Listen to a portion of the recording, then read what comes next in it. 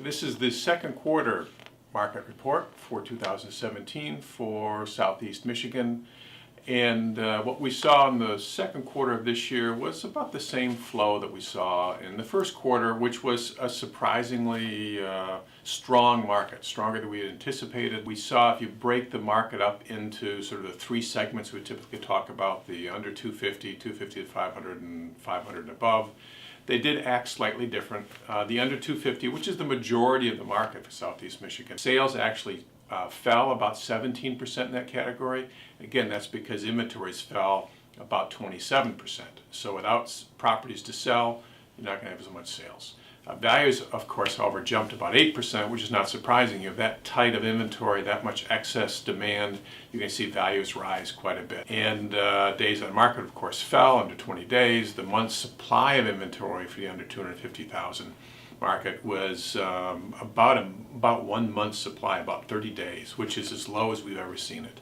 So that market segment is very strong. If you're in that market right now as a buyer, you know you're frustrated. As a seller, you're probably smiling, you're getting a lot of activity. 250 to 500 range, again, as the prices move up, the activity modifies, the market is a little skinnier, there's not as much activity.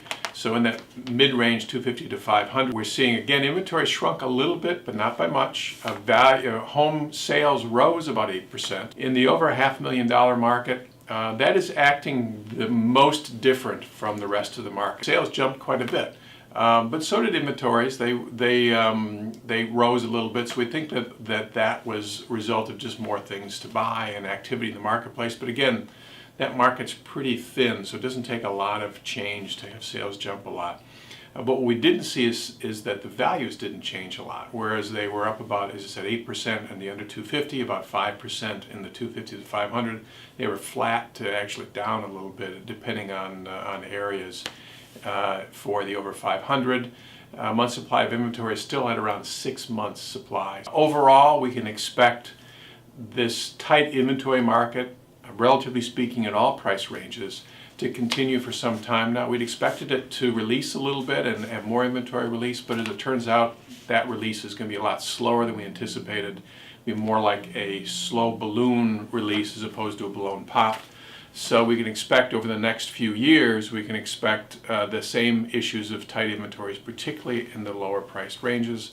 And therefore, buyers need to get ready for that and used to it and just act rather than waiting for homes values to modify. They're going to continue to rise. We're just now getting to home values prices that we were at the previous peak, 2005. So the market clearly is not overvalued in every price segment. So as buyers jump in, as sellers, be patient and be aware of where you are in those price points. Seller in the 150 price point versus 350 versus 650, each has different marketing strategies and approaches to the market. Overall, good market. We're going into the late summer and fall with some great momentum.